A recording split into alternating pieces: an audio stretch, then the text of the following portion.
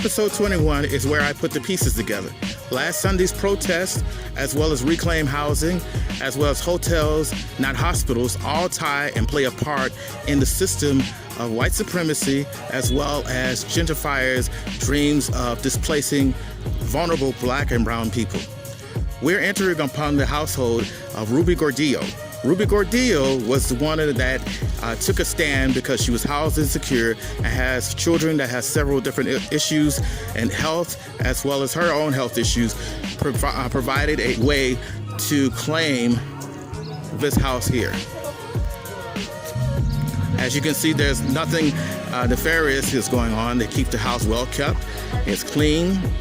It's like debunks all of the stereotypes about what people that are living out on the streets have about people that are unhoused. This is a beautiful, hot, sunny Sunday, and it has a nice homey feel, and it feels like the scenic view of domesticity or a domestic tranquility. So I'm here, this is Theo Henderson from Weedy Unhoused, and I'm doing a follow-up interview with one of my guests was here, Ruby Gordillo. As if you remember, in a few episodes back, we were talking about reclaiming homes. Now, why this is important today is because in COVID-19 era, we are looking at placing people or keeping people sheltered in place. The second thing that's going on is that the city has made tepid responses in helping people that have lost their jobs and in keeping their homes. There are evictions that are already being undergone. People are afraid because they can't pay for the rent for May. They missed April and now they can't make May. And then the eviction process is ongoing full bloom. The city has refused to give rent forgiveness, moratorium, mortgages, and things like that. And I wanted to talk to Ruby Gordillo about her experiences and what's it like for her today. Without further ado, welcome, Ruby. Thank you so much, Theo, for having me. Tell me, how is it remember we were going through it for the people that didn't understand, why did you reclaim this house? So the state of California purchased these homes in the 60s to expand the 710 freeway. Those plans have died. The overground and underground plans, and the state continues to hoard these properties. They refuse to rent out to newer tenants, and there's a thing called the Roberti law that states that tenants would maintain the opportunity to rent at an affordable rate, and that they'd be able to purchase these properties at the original purchase price. Those have been empty promises. The state's not followed through, and we're here to hold them accountable for what they said that they do, and to make sure that every property that is sitting on public land be used for public good. We are very lacking not only in housing, but overall resources. So anything, vacant libraries, bring them back. Vacant anything, bring them back. We need everything that we possibly can get. Our community, the people of color, are often ignored and undermined. It's unjust, and we're fed up with that. So we're here to make that statement, yeah. So here's one, you made a very good point too, like people of color are impacted severely with the housing crisis. Add on to it with COVID-19, and also now, if you know, we are, many of the frontline workers are people of color, black and brown brothers and sisters. Yeah. So they are going to be feeling the crunch more so than an established, let's say, for example, gentrifier that is living and can be able to survive this kind of crisis. The second thing I want to also like to point out to you is that, as noticed when COVID-19 hit, the mayor's response was supposed to be very humane and very compassionate, along with the governor's. And since COVID-19, he has made tepid responses. He has basically listened to business improvement district people, police officers, people that had no stake into the situation, but to just run out on the house people. How are you dealing with? Do you still have a lot of the police are running around looking after you guys' building? Yeah, so no, they've been pretty much gone for the last 2 weeks. There was an attempt to break into one of one of the reclaimed neighbors' house. There was an attempt to reclaim that, so they've been surveilling that block more than they were, and that's to be expected, on their pattern of behavior. But they've Caltrans did reach out. They sent a letter. Wow. Okay. It was a hand-delivered letter with Intercon, their contracted security. Okay. Yeah, and CHP came with them to escort them. Okay. So they hand-delivered those letters stating that they are aware of our presence here, and we're not lawful tenants. So please don't get comfortable, and reach out to the city if we need to find affordable housing, and they'll help us. But that letters come too late, know. Yeah. They didn't do the things that they were supposed to do in the right timing, so we're here. And most importantly, if they were so concerned about helping you do the right thing, they would have allowed you to do. That's okay, because this is his house.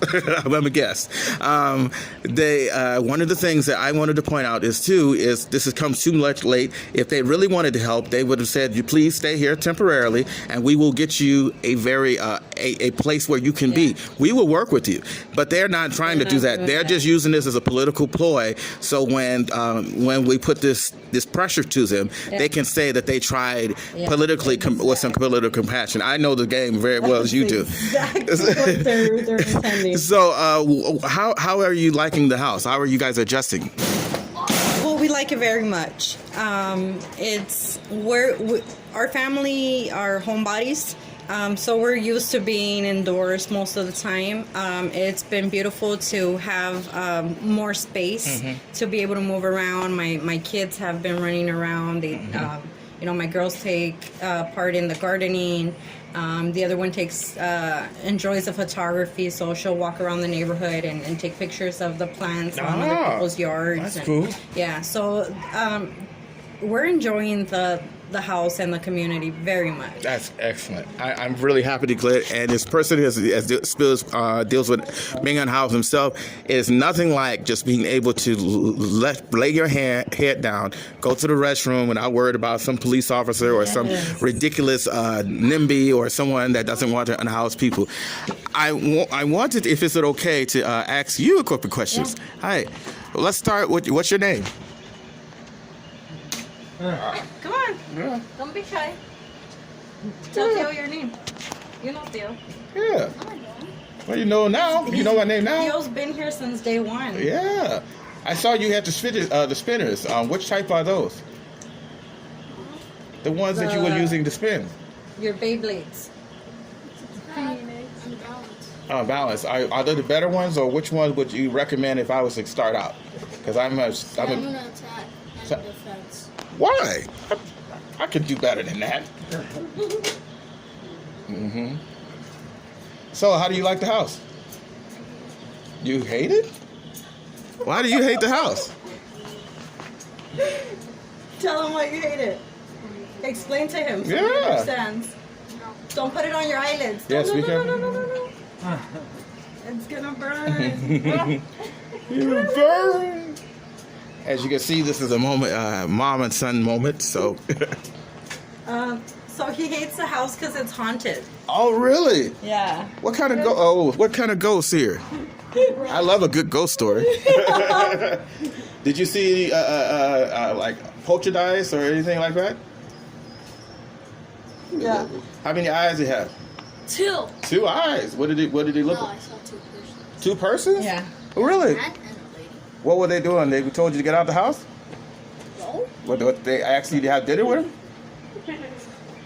I'm gonna go in the pool now. All right. You can, Jake, but I would prefer for you to wait for me till I'm finished. And then I'm not gonna go in the pool with you. why not? There's Because sunscreen. Yeah, but my body can't handle the heat, so I can't be Oh, in yeah, the but sun. you're outside. Yeah, but I'm not directly under the sun right now. I have shade. So as you can see, as a kid, they He says he's not enjoying the house because Yeah. of the ghosts. As long as they don't take your dinner, you'll be okay. So one of the things I wanted to close up to you is, like, for example, I know you've probably been seeing on the news, there's a lot of people fighting against this forced rent and this eviction. There's over 300,000 people that are filing for unemployment. Yeah. Their jobs are gone. Yeah. And we've been in this road. We understand being in a house and housing insecure and things like that. But a lot of them don't know what's ahead of them. They really believe that some of them cling to the same thing. If they just get the job, they can get it back, or they're not like the other in-house people. Yeah, no. And one of the things I was talking to one of the classes last week in Dr. Moreno's class is life happens. And one thing I want you to understand, that if you think that you are not unhoused because of something that you did differently than the unhoused out here, Yeah. you're sorely mistaken. So what things do you suggest for people that maybe are about to become unhoused? What suggestions would you do? Because there's going to be a lot of fear. Ouch. I would suggest that they're very wary, and be very cautious. Use your resources wisely. Whether it's savings that you may have, or anything that you already have, any goods that you already actually have in your house, use them wisely, because you don't know when you're gonna need more than what you already have. And it's living underhoused or homeless is not something that you acquire. It's not a skill that you acquire overnight. Yes. It takes a long time to adjust. I grew up in a house with multiple rooms in a neighborhood where I can walk down the street. Yes. And my kids unfortunately have not seen that. So you have to have stranger danger. And with the COVID-19 right now, you have to make sure that you're having a safe distance with folks. It's just That's it. May I interject here too, because here is like over 36 police officers and 11 Yeah. staff members have COVID-19, and here's a different reality: is because if you're out here, or you're going to be out here, you are not going to have the same protections of when you're being as a house owner, because those same homeowners that see you out there on the street, they're going to call the police. What would you suggest how to deal with that? Well, dealing with the police and already being homeless is already an issue. Yes. They're not going to believe that you've recently become homeless. Exactly. They're going to believe that you have some kind of criminal background, drug use, violence. We know that it's not the case.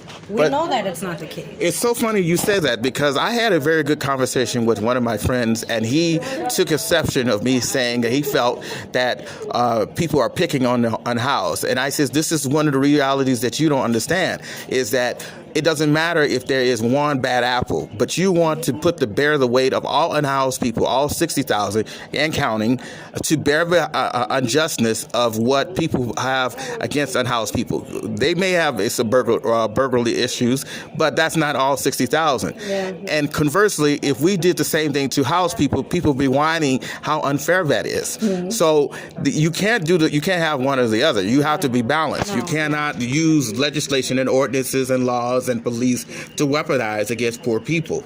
The second thing I want to ask you before I go to Before you do, Yes. I love that you're mentioning poor people. Yes. Because being underhoused is being poor people. Thank you. And you're being constantly criminalized for having your children in a small confined space. Oh, your child is misbehaving because there's no place to run.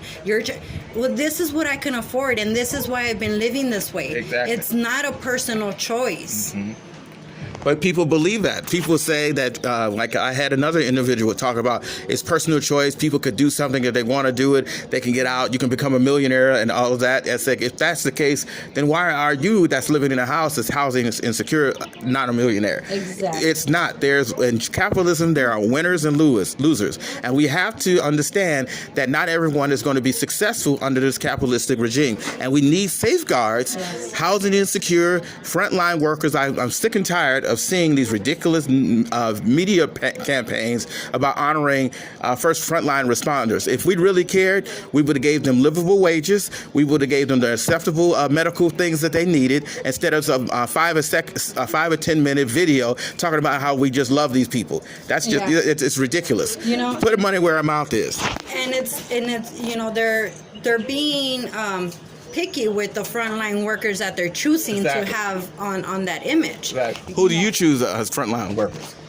Grocery workers, gas station workers. My husband works at a gas station, and he's risking himself every freaking day to make sure that everybody has gas to go to work. And he's risking our family in the process because he comes to visit us and he comes to spend time with his children. And I don't know how many people he has been in contact with who may have been a carrier, an asymptomatic carrier. But here's the rub to that. Those people that's getting gas and makes maybe over $100,000 or these very wealthy positions, this guy, like many of the gas station workers, are not getting livable wage for help their families. So miss me with that nonsensical frontline workers with the smiling pictures and all that. You really want to invest into the community, then start looking into how we pay income equity. Yes. Especially restaurant workers. I went to, because I go and I watch how the restaurant workers, they risk their life all the time going to places to feed you, and they're not getting these tips or these high inflated prices that merit. Even getting health insurance, for goodness sake. Exactly. You know, talk about health insurance. All of these businesses that are currently on the lines right now, grocery workers, gas station workers, food workers, none of, or at least most of them, do not have health care options. Okay? So if they do get sick, what's going to happen? They're going to end up in a line at a hospital in order to get in, and they'll probably get sick and die from just being there, because they don't have the availability that we have with telehealth and do a video call with our pediatrician and be like, hey, you know what, this is going on. We don't have that. And you know what, right now I'm very blessed to be able to have internet, because I have a government phone and I don't have internet on it, and I wouldn't be able to have these teleconferences with the pediatrician or with anybody for that matter. So, you know, it comes down to like the most basic needs. Right? And internet right now is a basic need, and not everyone has it. Especially in the unhoused. Like, for example, there was a very slow time in educating the unhoused with the COVID-19, with the giving masks, sanitizers. And I was point out, like, right now, I'm running low on my medication, and I'm diabetic. And I am supposed to be gone and get a full workout and check out other things. The complications of being stabbed.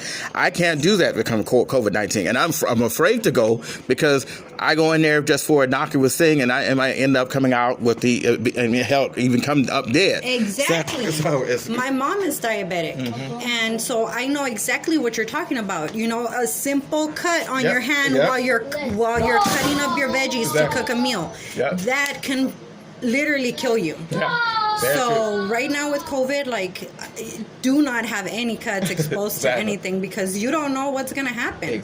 And it's scary living in that fear of I should not be near somebody because I may be exposing myself more than I should. And you know, I have fibromyalgia, and it's not an autoimmune disorder, but it does reflect in my physical health, my emotional health, all the stress that is coming with and I have a roof over my head, but others don't, and that worries me, and that hurts me in my gut, just to think all the hardship that people are going through, you know, with the rain days and now with the heat days. You know, my physical thermostat is out of service. It doesn't work. How many people are out there that have the same thing that I do? So here's the thing too, because there only have very few cooling stations. They didn't have enough cooling stations prior to pre-COVID-19. For me, it's like one of the things, I have extreme thirst because of the COVID-19. Exactly. So here's the thing. So imagine I'm out here in 100-degree weather, and then I'm having to survive because there's no places for water. this is another issue. Yeah. This is why we keep talking about hotels and not hospitals. Yeah. If you continue to look at the bottom line, there's going to be a lot of body bags. Yeah. Either beds or body bags. What are you going to choose? Is there anything else would you like to add?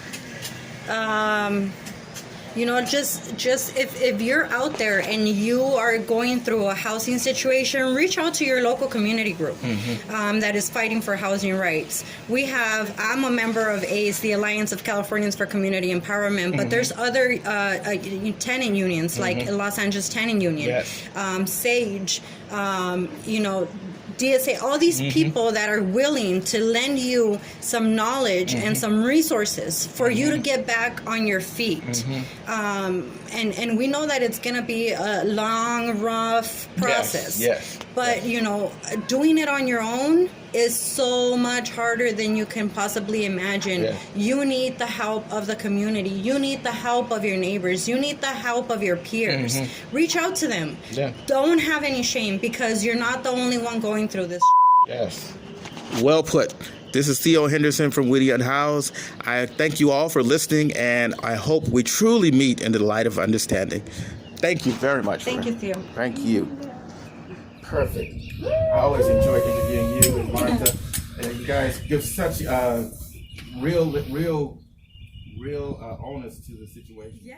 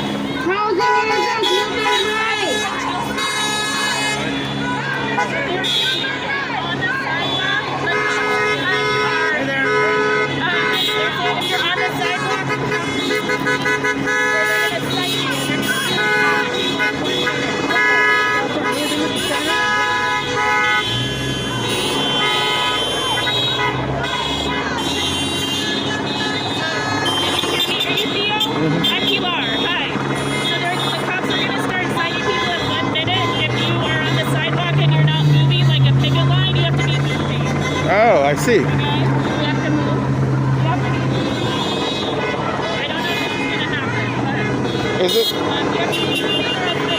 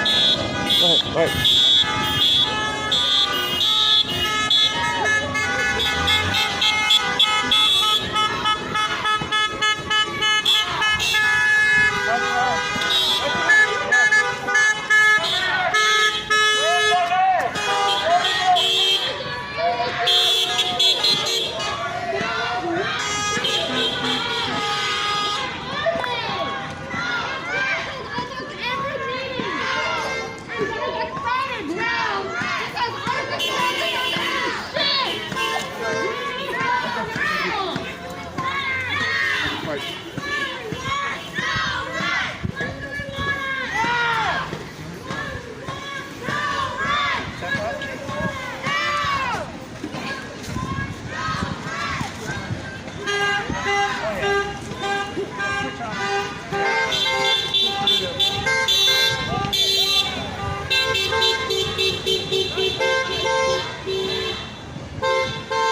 Where did she go with the microphone? I don't know.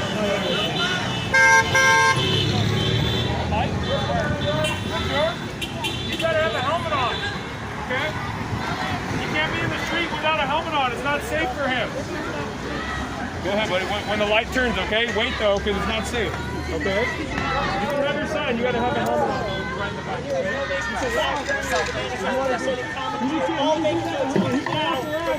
I'm not quite sure what the officers are going to do. That before it's confiscated. We would appreciate it. If you want to do that, go ahead. Okay, absolutely. Why don't we do that? Thank you. Do you want to on the backside, maybe those over to the urban side, because it seems to be more. And if you can, just let them know.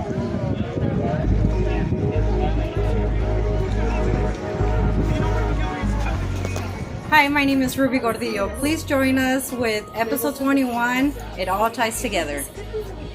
If you like the podcast We the End House, please reach out to Theo Henderson Patreon for a donation. Thank you.